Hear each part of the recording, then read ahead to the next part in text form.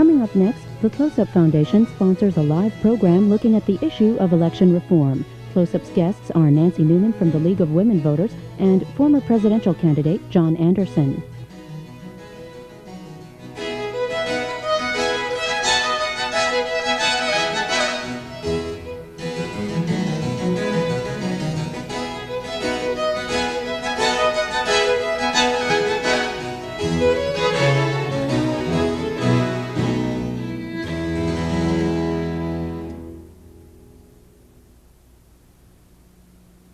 Close-Up America is produced by the Close-Up Foundation and funded in part by grants from the DuPont Company and RJR Nabisco Incorporated.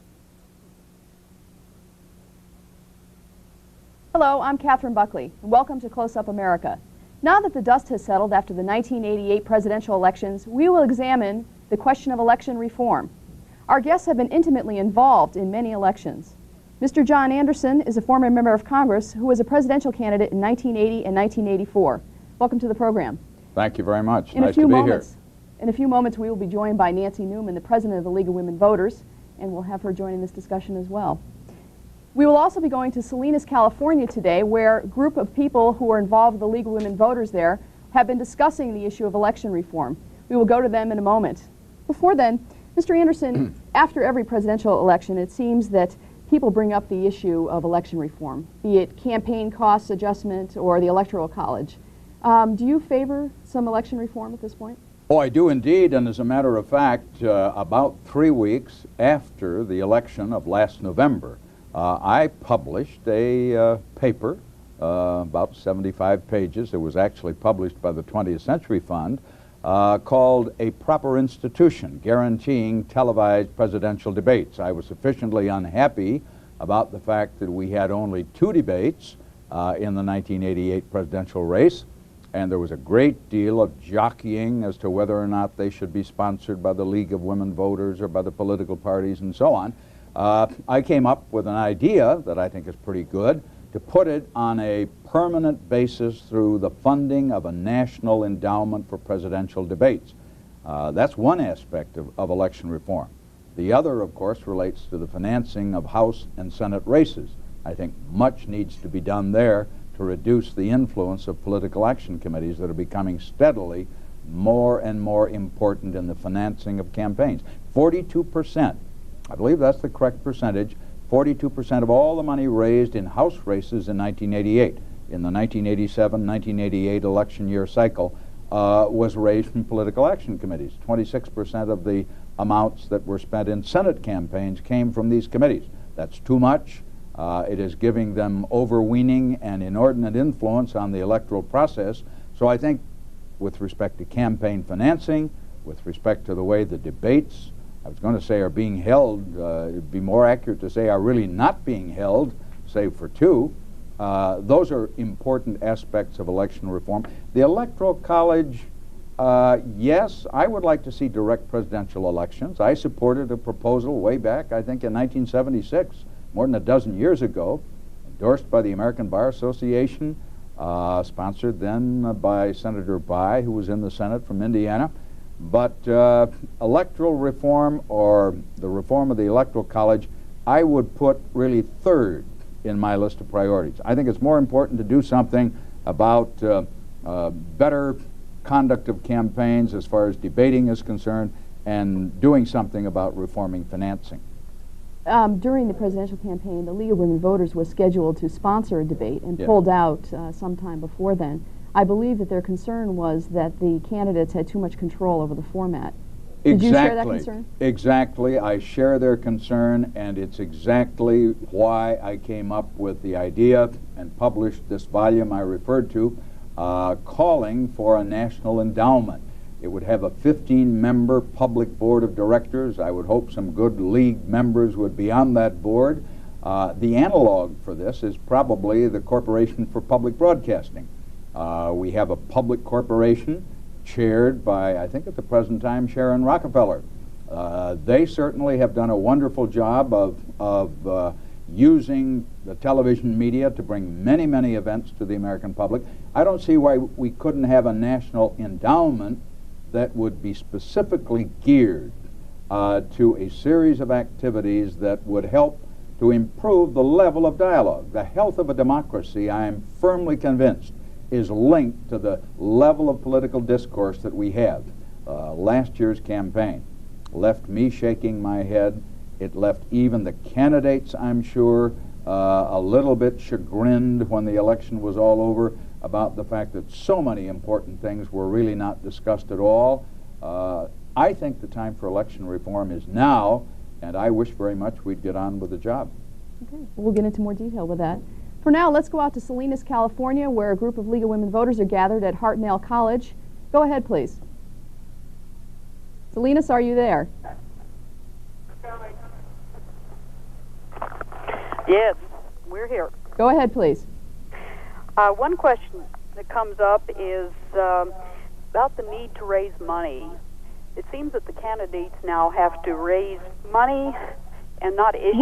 Excuse me, we are getting some feedback with your call. If you could be sure to turn down your monitor when you ask your question, and if you could also tell us who you are, please. Okay. Go ahead, try it again. Thank you. All right. This is Marlis Mayer from Salinas.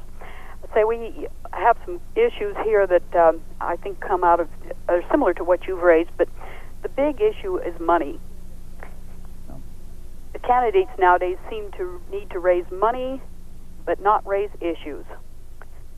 Is there anything you see that can be done about that? You have certainly put your finger, I think, on one of the most important things when we talk about campaign reform, the inordinate amounts of money. When you spend, as you did in the state of California, I think in the Leo McCarthy, Pete Wilson race, something between $20 and $25 million, as I recall it, was expended in that single race, that Senate contest alone. From a very personal vantage point, I look back to my 20 years in Congress between 1960 and 1980. I was spending 20 times as much money. The last time I ran was in 1978. Then I ran unsuccessfully for the presidency in 1980.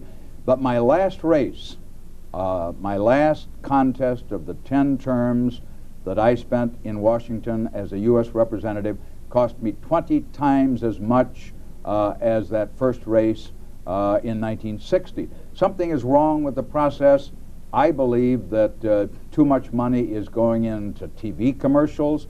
One very famous television commercial maker, Charles Guggenheim, got so disgusted with the whole process. It was last time, I think, that he said he simply wouldn't contribute to the pollution of the airwaves by making any at all. One of his ideas, which wasn't bad, was that any commercial ought to be at least 2 minutes long.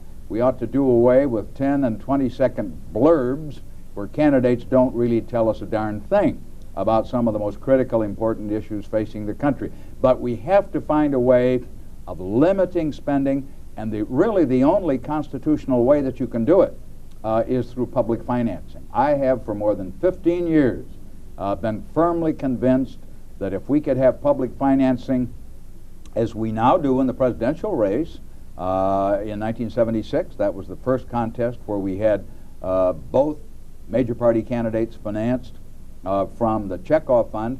I think the same principle exactly ought to apply to the other federal races, the races for House and Senate. We ought to have federal funding. Then we can begin constitutionally to put some limits on the waste of money that goes on in campaigns. Funds are expended unnecessarily. Mr. Anderson, what were your costs as a presidential candidate? You mentioned your costs as a congressman. I raised about $13.5 million, which was an enormous amount of money in a presidential campaign for an independent candidate. Of course, it was estimated that in 1980, my opponent, Ronald Reagan, spent close to $100 million. When you added in not only the federal payment that he received under federal financing, but all of the other money expended by party auxiliaries, about $100 million. Jimmy Carter spent somewhat less, about $75 million. So my $13.5 million doesn't loom so large against those sums of money. But it was very hard because they were federally financed as an independent. I had to go out and raise my own money. It wasn't until the campaign was over that I did receive some federal money to help pay off campaign debts, because I got more than 5% of the vote. Under the formula in the law, I was able to secure some limited federal financing. We have now been joined by Ms. Nancy Newman. She is the president of the League of Women Voters of the United States. Welcome to the program. Let's take a question back out in Salinas from the League group there and get you into the discussion. Go ahead, please, Salinas, with your next question. Yes, we have a question from Dorothy Lund here. She asks about the broadcast of early results. This really is an issue here on the West Coast when our polls are not closed and results are coming out. What could be done? It has been a problem for voters on the West Coast, and at the same time there have been studies done that show that early projections have not necessarily depressed voter turnout. However, the whole issue began in 1980 and was exacerbated by President Carter conceding early in the evening Eastern time, so it did really discourage voting. There has been a proposal made by Congressman Swift to have uniform poll closing across the country where the polls would all be open at the same time and would close at the same time. And that has passed through the subcommittee so far, and we will see what happens. It would require some changes in daylight savings time and so forth, and there is an issue about how much the country ought to rearrange itself in order to satisfy something the networks could actually voluntarily refrain from doing. I was going to say that obviously the alternative to legislation would be for the broadcasters to adopt a code of ethics as far as elections are concerned, or a code of campaign conduct that would have them forswear this rush to get the news out almost before it's happened. Unfortunately, and I've been critical of the media, the commercial media all too often look upon their responsibility as far as reporting campaigns are concerned as just another news event. I think there's something so important and singular about an election, any election, but particularly a presidential election, that it shouldn't be just a case of trying to scoop the other station or the other network. But old habits die hard. Well, they also like to argue that they have a First Amendment right.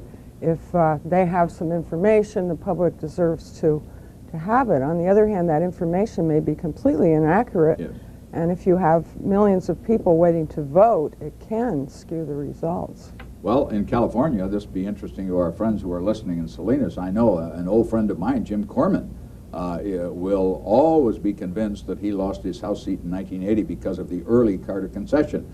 People just left they were standing in long lines waiting to vote, and they simply turned away and went home. Oh, well, it's all over. Carter is conceded, forgetting that there were other very important offices to be voted on that day, including that of representative in Congress. Well, exactly. There is this mentality every 4 years that there's only one election going on. And there are very important races at the local level, too. I think school boards make decisions that affect our lives as often as the President of the United States does, so we need to think about that. There's obviously concern on the West Coast about that. Do you think there's concern among other members of Congress enough to make a change in this regard? Well, I doubt the Easterners have had a great deal of pressure about it, but on the other hand, even the Easterners often perceive that something is odd when at 8 o'clock at night one of the networks has already said the race is over. In fact, in '88, the newspapers were reporting that the polls had said that Bush had won the Electoral College a month before there was even an election. Yeah. Let's go back out to Salinas, California. Go ahead, please. Salinas, are you there? Yes. We have another question here from Florence Curley. She asked about the presidential debates of '88. She said they were extremely disappointing. There was little of really any content or substantive value in the debates. What can be done to increase their value and have them really deal with issues? Well, I think one way is to change the format. The idea, with all due respect to my friends in the media, that you have 4 people sitting out there as a filter and through this filter come the questions that go to the candidates with 2-minute responses. I think it's the wrong format. One very simple and yet to some people I guess radical idea would be to go back to the kind of debates that I had when I was a high school student and a college debater. Let's have an affirmative, let's have a negative, let's have a rebuttal and a surrebuttal, then let's allow the candidates to question each other, have some cross-questioning.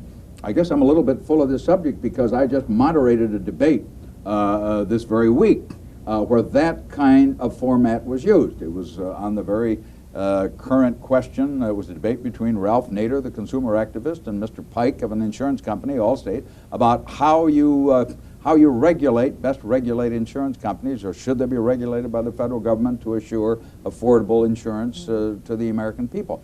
And I thought much more came out in about a 50-minute debate using the format I've just described than conducting a debate as we have done. And I think you mentioned earlier in the program, just a few minutes ago, that when you have this other kind of format, the candidates or their managers argue endlessly who shall be on the panel, how high will the podium be above the floor, and who's going to stand where. And sometimes it even results in no debate being even held. Mm-hmm. So I think the format has to be drastically changed. Just before you arrived, I mentioned the point that the league had decided not to sponsor a debate because of some problems. Why don't you tell us about that? Well, both the campaigns went to town on those details, and they signed a 16-page agreement which required no follow-up questions. The parties basically would decide who would ask the questions. I mean, everything was so controlled and manipulated that we said we would not sponsor a debate like that. It would not be a debate, and our purpose in doing a debate is to inform the voters about the candidates.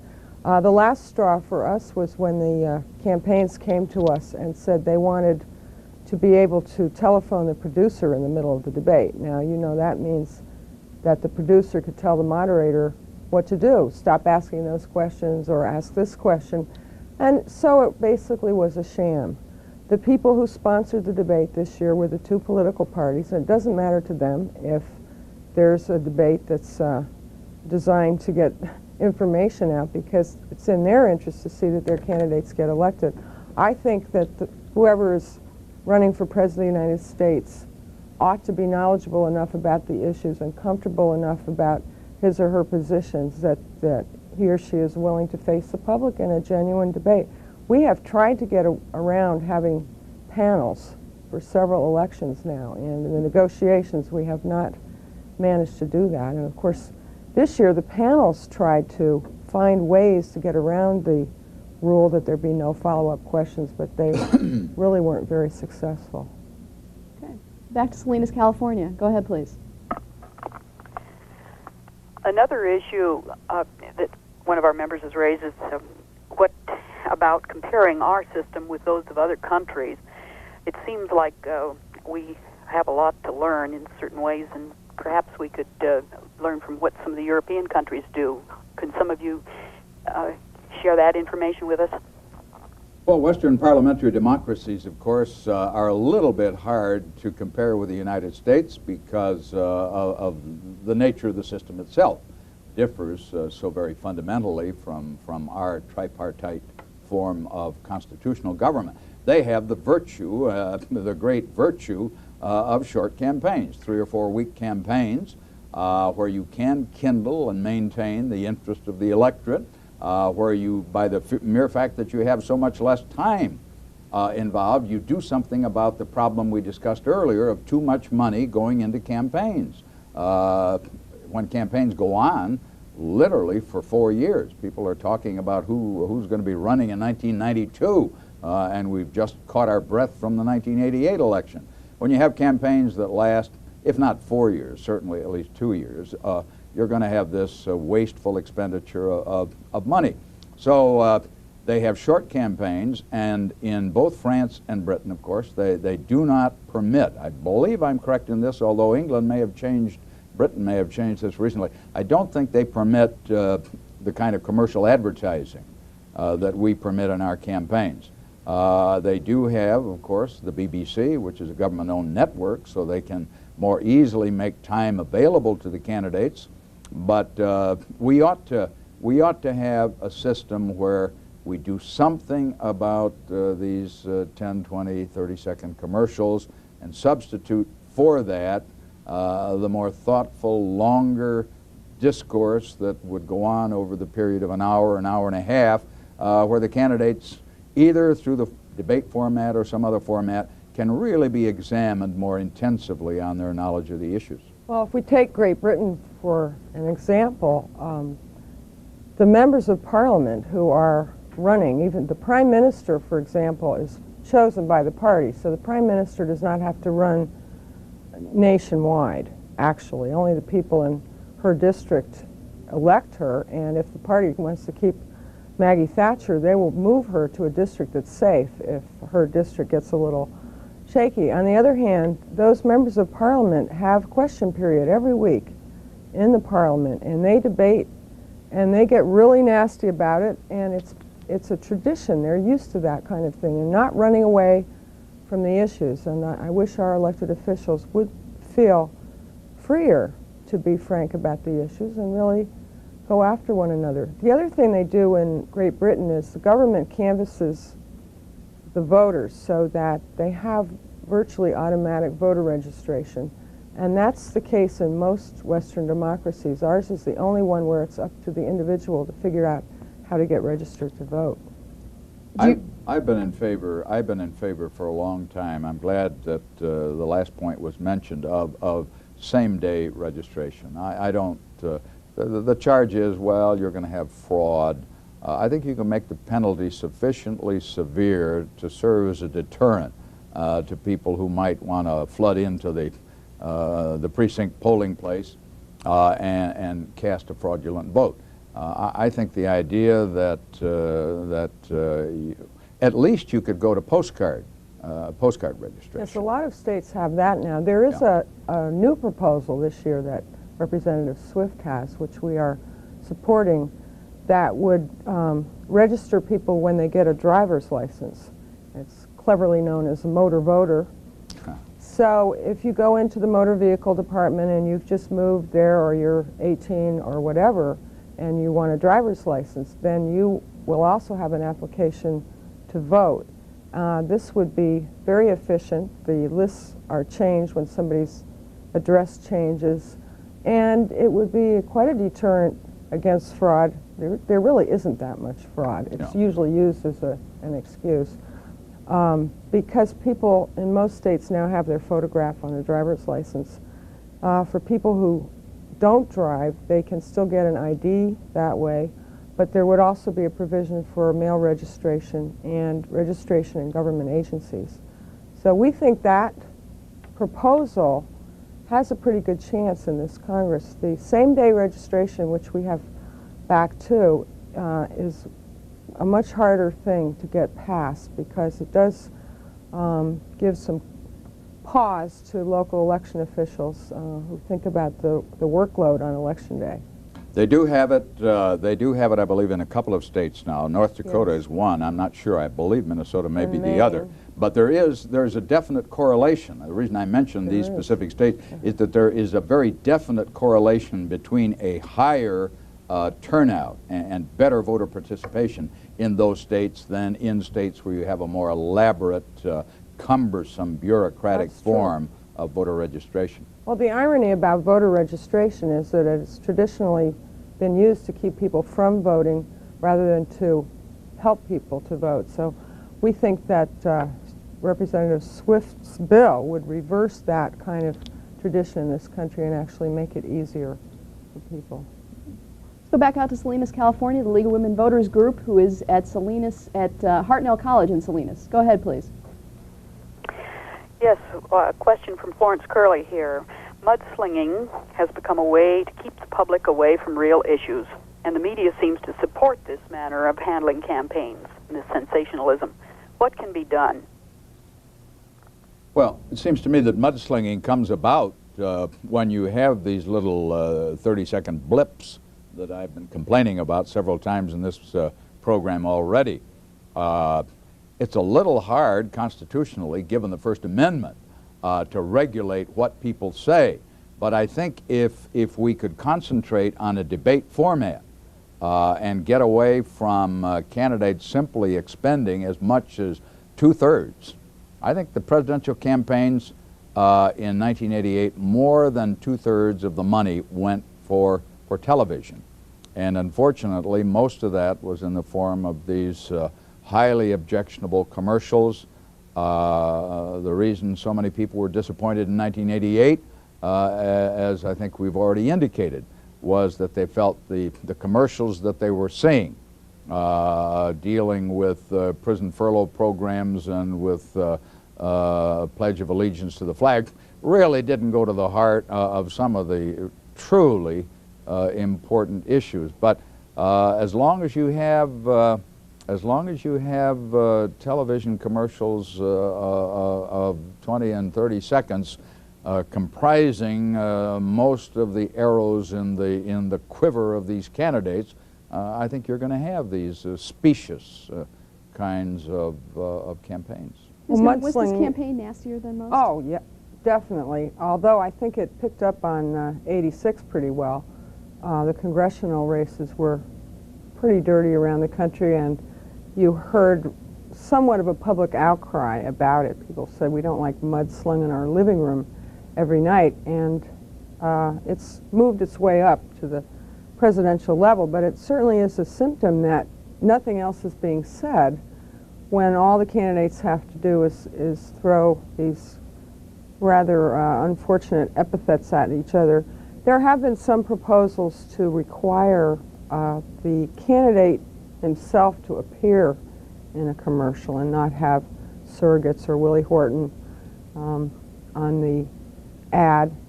And other people have talked about giving free time at the end of the election season for both candidates, because people have said the money that comes in at the end of a campaign is the corrupt money when you need it the most for advertising. And then you run into networks' desire to make money during an election. It's going to be hard to get the networks on the side of curbing that kind of advertising or making it free to anyone, but it would be possible perhaps to cut down the cost. I know that it is, I believe in France, I'm not sure about Great Britain, but in France they simply do not permit television during the last few days of the campaign. When I was running for Congress from Northwest Illinois, we had one newspaper in my district, I remember, that would not take any political ads for the last week of the campaign. Obviously, given the constraints of the First Amendment, I don't think you can legislate that kind of thing constitutionally. But again, I think we have to lean on the commercial media to the extent of reminding them over and over and over again that they have this very peculiar responsibility, and they don't satisfy it when the only thing that they're interested in is whether the cash register is jingling, and concentrate on making money. So it's I think a way of it's an important thing for the public to keep reminding the media of their responsibility. Mm-hmm. Back out to Salinas. Go ahead, please. My name is Marty McNew. In California, there's a move to move the primary up. How do you feel about having all the primaries at the same time? Ms. Newman? Well, I think California deserves to have a primary earlier than June at least once. It seems as if you're always stuck after everything else is finished, and yet you have such a huge population. It seems to almost disenfranchise Californians. I personally think that Super Tuesday, the regional primary this year, was a total failure. But other people are now talking about moving to regional primaries. So, you know, you could put California into a region, but when they talk about California, they say, oh, wait a minute, we don't want to put California in our region because California is so big. The reason I think the regional primary was a failure was that the candidates could not actually get around and campaign in the states which were included in that primary. So they ended up with this tarmac to tarmac campaign. I know Richard Gephardt, for example, sat in a studio with a satellite truck outside and beamed himself into all these states. And I was in the South right before that primary, and people were saying, we don't think the candidates care about our state because they haven't been here. And I'd say, well, I was just in the state next door, and they said the same thing.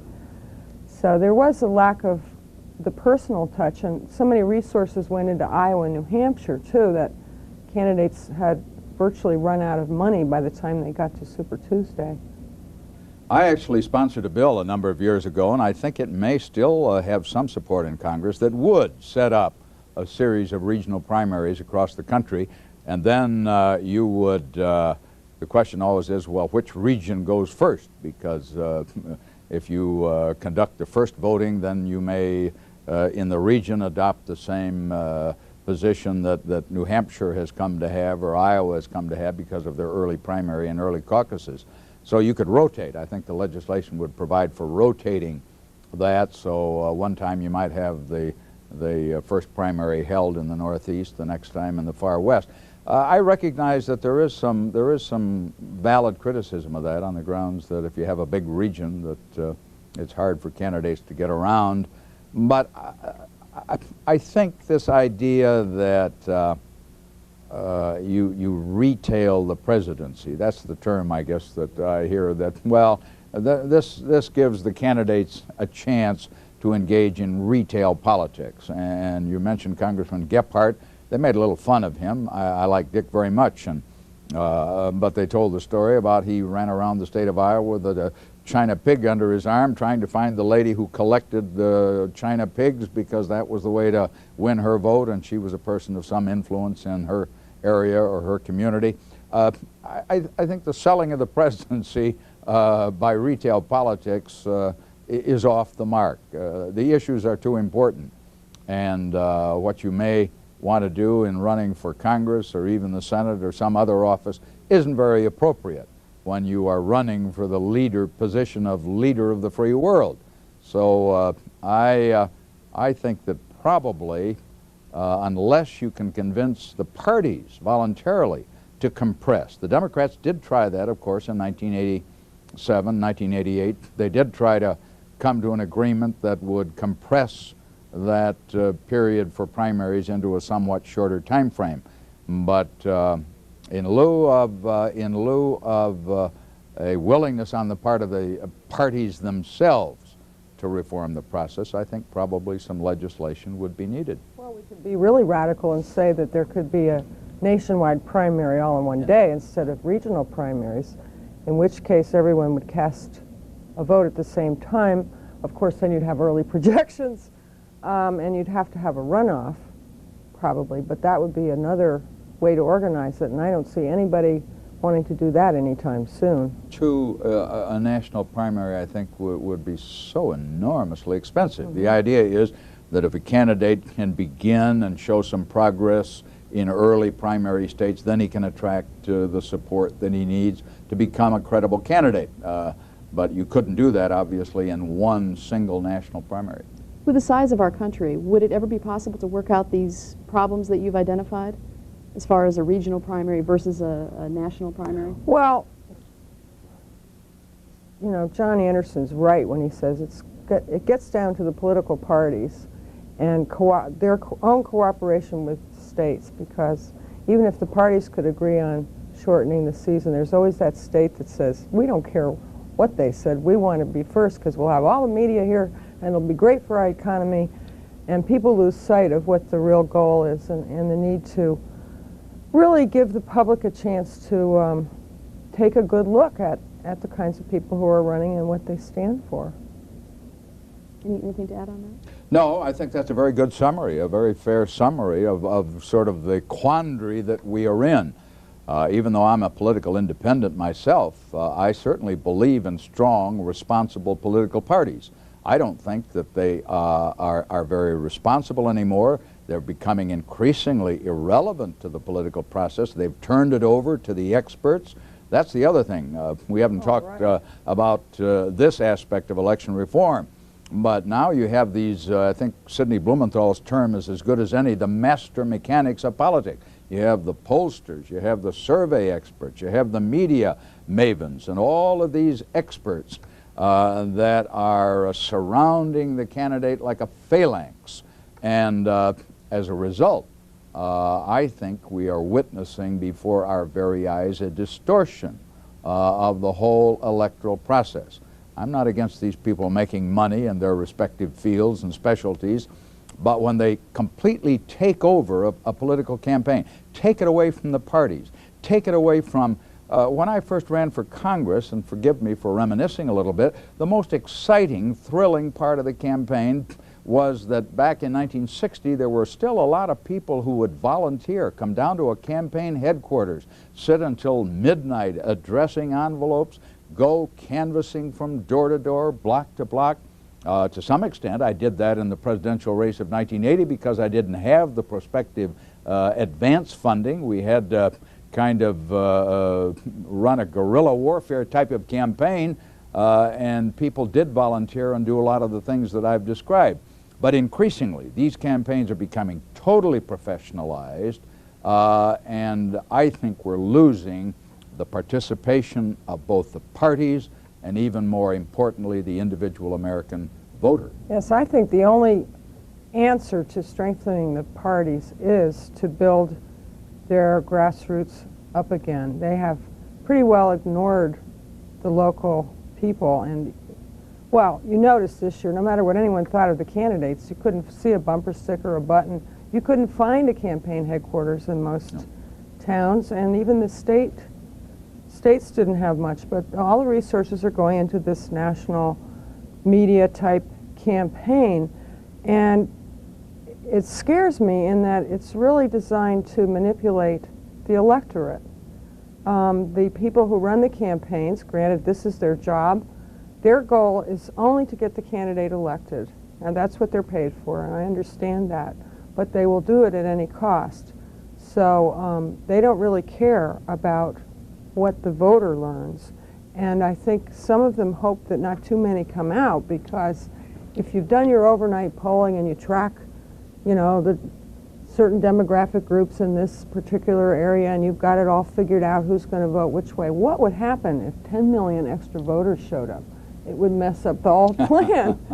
You know, they're not that eager to see an increased electorate because they think they can judge people scientifically. As an ex-political science major, I will say I never called it political science because I don't think you can measure people's political behavior, but a lot of people are trying to do it. Let's go back to Salinas for your comments and questions. Go ahead, please. Hello. This is another question about PACs. I think we're all worried about how the general electorate can compete financially with the amount of money that giant corporations can spend on elections. This is Doris Bragdon. Thanks, Doris. You know, when I knew I was coming on this program, I started to clip a few things just on a casual ad hoc basis, and one very interesting story about a month ago that appeared about a month ago dealt with the savings and loan industry. And it said that after 1984, and it was after that date that they started to get into really serious trouble, their political action committees not only increased in number, not only were there more political action committees from that particular segment of American business and industry, but their contributions increased so that in 1988 they were giving about $2 million. Here's an industry that was going broke. It may cost the taxpayers of this country $150 billion or more. Yes, billion, not million, but billion or more. And these PACs were sending money. This piece that I read said that California, this is why I brought it along, California-based political action committees shipped $85,000 to Rhode Island to make sure that then Representative Ferdinand St. Germain was reelected. Why? Because he was chairman of the Banking and Currency Committee of the House that wasn't doing anything. They weren't having any oversight hearings. They weren't launching any investigation of this industry. why would people in California, California PACs, be interested in who the people of Rhode Island selected as their congressman? For the reason that I mentioned, that he was chairman of a powerful committee that could either blow the whistle on what was wrong with the way the S&Ls were running their business, or he could sit there and do nothing. So you have put your finger on a very, very real and I think almost frightening problem. Our democracy can rise or fall on whether or not we have honest legislatures, honest legislators who are making up their minds on the issues, not on the basis of who gave them money, but on the basis of what is right and what is good for the country. One quick story.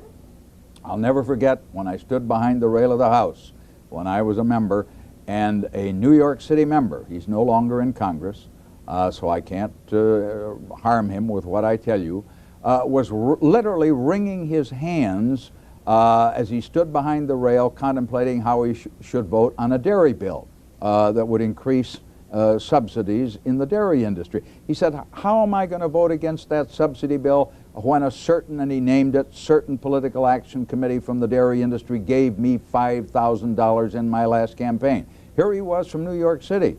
His consumers were going to have to pay another nickel a quart for their milk if that subsidy bill went through. And yet he was afraid to vote against it because he felt indebted to a committee that had poured $5,000 into his campaign. I think this is one of the most serious problems facing the country today. I think PACs are a symptom of the disease, which is too much money being spent on campaigns and too much money going to the candidates and to the incumbents. Although a lot of people, PACs and corporations, will give money to both sides, excuse me, just to hedge their bets. But you will recall that PACs came out of the so-called reform after Watergate, when individuals were giving the candidates lots of money and, in effect, buying votes too. So now we have to reform the reform because that has gotten out of hand, and people bundle these PAC contributions too into huge aggregate amounts so that the person, incumbent, will know where it came from and how he or she should vote. Now, granted, we have some very good people in the Congress who do not let that influence them, and we have candidates who don't take PAC money. But it is costing too much money for everyone to run now, and so we have to look at the cost as well as where the money comes from. All campaign reform and campaign finance ought to meet some goals, one being that the public has a right to know who's giving the money, another being that you should try and combat corruption and undue influence, and the other one is you should try and make somewhat of a level playing field so that people can challenge incumbents and have sufficient resources to do that.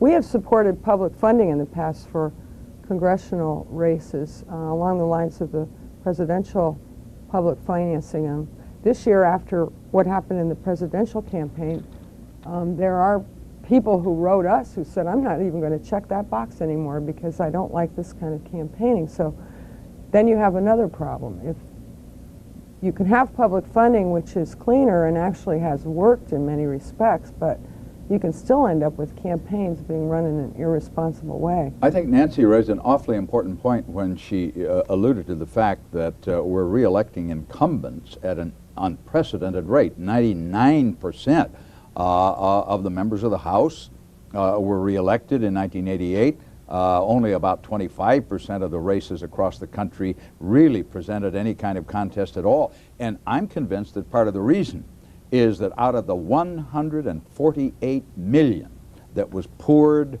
into the 1987-88 election cycle by PACs, $130 million, this is from the FEC report, $130 million out of $148 million went to incumbent candidates. That left, if my arithmetic is correct, $18 million for these challengers. It isn't any wonder that we have a system. Your namesake, Bill Buckley, with whom I don't always agree, put it rather well when he said we've got a House of Lords. We've got almost an hereditary body representing us in the national legislature, because you can't lose an election when you have that kind of financial advantage unless you go out and commit some terrible indiscretion, and occasionally that does happen, unfortunately. It's very difficult for any incumbent to lose. And we don't get the kind of turnover. I think we are getting a sclerotic kind of political process where the same people run, the same people get elected time and time again, and new ideas are increasingly scarce because we don't have this injection of a little new blood into the political body. Should there be limits on the number of terms that members of Congress can serve? Well, you know, I'll turn it over to Nancy. She probably, not being a former member of Congress, would give a more objective view. I sometimes say that having served 10 terms, I feel a little bit like the fellow who joins zero population growth after he's had 6 children. But I have come to the conclusion, and the honest conclusion, that some limitation might be desirable, that maybe 2 Senate terms, 12 years, maybe 5 or 6 House terms, 10 or 12 years, would be enough. There's too much careerism. The founding fathers, the framers of our Constitution, never contemplated that people were going to go to Washington and stay there for the rest of their lives. Well, they didn't contemplate air conditioning either. I mean, no. Now it's comfortable in Washington in the summer, more or less. But basically, in the old days, nobody could have stood being here in the summer. It does take time, though, for a member of Congress to get his or her feet wet and get on committees and work their way up and all that. I think the public has to make a choice between the corrupting influence of campaign finance and paying their members of Congress a decent amount of money, and that includes expenses, so that they're not tempted to take outside money.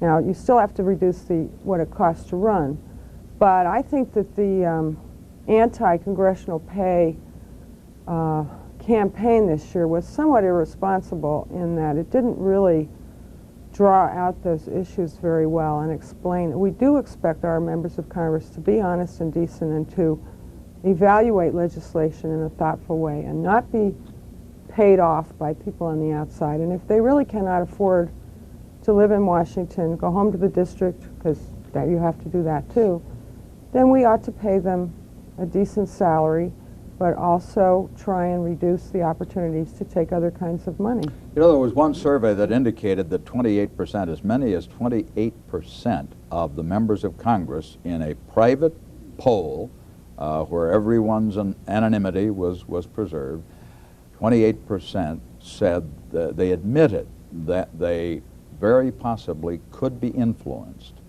by these political action committee contributions. That's more than 1 out of 4. That in the House of Representatives means that more than 100 members have admitted that they could be influenced. An awful lot of things pass the Congress by less than 100 votes. So I think the danger of undue influence is great, and I quite agree with what Nancy Newman has just said, that they're entitled to be paid sufficiently well so that they do not become dependent on anyone and thereby reduce their independent judgment. The thing that was wrong, though, with the 1988 bill was that 51.2% just kind of hit everybody right between the eyes. If we had a system whereby a cost of living adjustment, I think they ought to have a cost of living adjustment so that you don't pile up this, this need for a huge increase every 4 or 8 years. If you can get around that, then I think maybe we can put the compensation, the salaries of members of Congress, House and Senate on a reasonable basis. Well, if you can separate them from other federal employees and judges, it would be a more sensible system. We're coming down to our final minutes. I want to ask you to keep your answers short so we can get a few more questions in from Salinas. With that, go ahead, please, California. Hello, my name is Sally Gutierrez. I don't know if this could be brought up in the election reform, but I believe that it has gotten to the point where a candidate campaigns in one section of the country, and he's warned, be careful, don't hurt the feelings of certain groups like minorities, or be careful what you say here. Then they go back east and they can say something different because that group, either by religion or a minority group, is not there, but it is here. And sometimes they even have to change their views, and they're afraid to bring up questions that would offend that group, and it has become a problem. I have noticed that. Do you have any comments on this? Well, I think you've put your finger on the problem that we were talking about earlier, which is the candidates aren't really addressing the issues or expressing their views or their vision for the country, but rather they're listening to their advisors who figured out what the demographics of the area are where he or she is campaigning, and so they'll have the campaign in this community tailored to that group, and then they'll go somewhere else and tailor their message. And, you know, it's the message of the day syndrome, and let's hit the local news shows with what we think that community ought to hear. And it's just one more sign that the candidates are not really talking about the nation as a whole, but are just trying to win and counting heads rather than talking about leadership. Another aspect of that, I think, is weak political parties. If candidates really ran on a party platform, if those party platforms just didn't disappear into the dustbin of history almost as soon as the ink is dry on the platform and the sessions of the platform committee are over, whoever hears about a party platform, it ought to be a meaningful document. And if candidates were held to that standard, of really running on a platform, then they would, I think, themselves know, I can't say one thing when I'm in the Northeast and something else when I'm in the Southwest. We've taken a stand as a party. I am carrying the standard of that party, and I've got to say the same thing wherever I go around the country. Back to California. Go ahead, please. Yes, there's so many reforms that we see are needed here. It just seems overwhelming, and I wonder if you've got some ideas about where we could begin and how something can really happen to change at least part of this. Well, I think we have to begin with voter registration reform. We know that keeps people out of the electorate, and then we have to go to campaign financing reform second.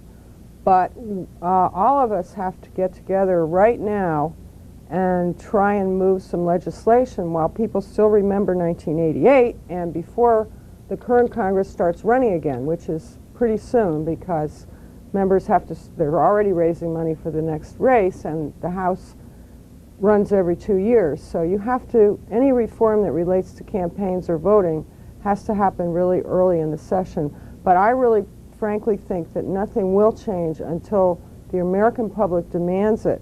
It cannot come from the top because the candidates need to get themselves elected, and they're going to do it the best way they know how. So it's going to be up to all of us as citizens to do something about it. Well, I certainly agree with the priorities that that Nancy has stated. This is too good an opportunity for me to pass up, though. I'm going to try to get her and the League of Women Voters interested in view of the very unsatisfactory experience they had in trying to sponsor presidential debates in 1988. Get them behind my idea of a national endowment for presidential debates that would be conducted by a public board of directors that would schedule a number of activities, not just debates, but other activities in the spring of the year as well. So if I can get her and the League behind that, I think we could maybe make a significant step forward in getting the kind of really issue-oriented national campaigns that we so sadly lack. Sounds like something we ought to talk about. Mr. Anderson, when you ran for president in 1980 and 1984, you said you ran because people weren't voting because there wasn't another alternative. Yes. Is that still the case? Do we need a third party?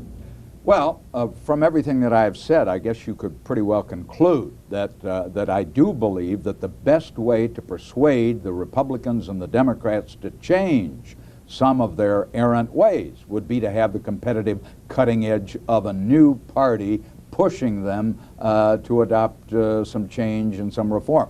You see, third parties we've had before. We had them in the 19th century to some very considerable extent. Third parties suffer usually from being co-opted If they come along with good ideas, one of the major parties will take those ideas as their own. I wouldn't mind that. And for a time, it seems to me that if we factored into the political system a strong new political party, it could be the cutting edge for reform that we need. Let's go back to California for one final comment or question. Go ahead, please. Yes, this is Dodie Carvey. Do you think the issue of low voter turnout is related more to barriers of registration procedures, or to lack of interest in the outcome of the election, or to feelings of personal helplessness and ineffectiveness vis-a-vis government?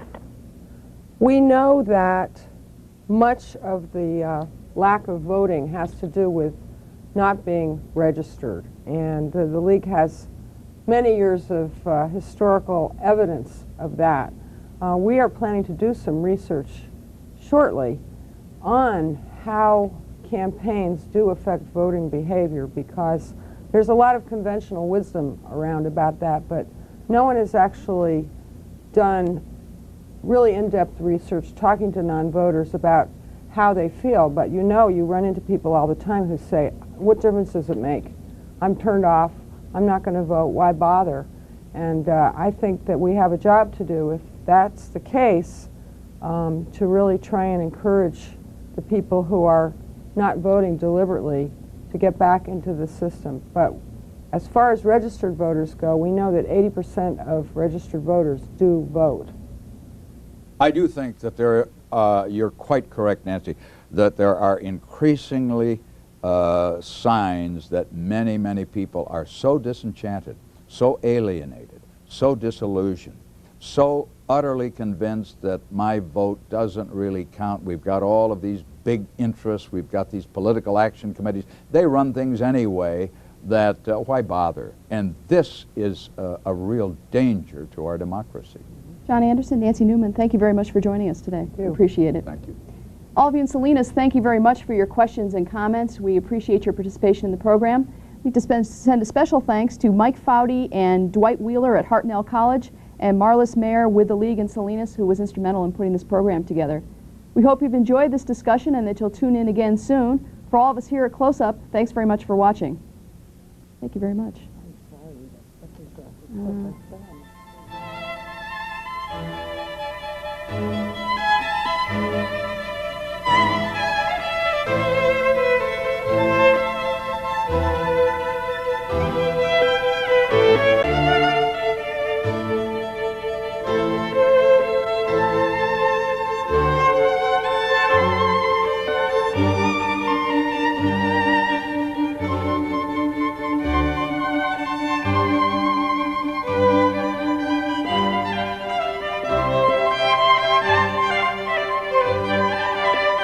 Thank you.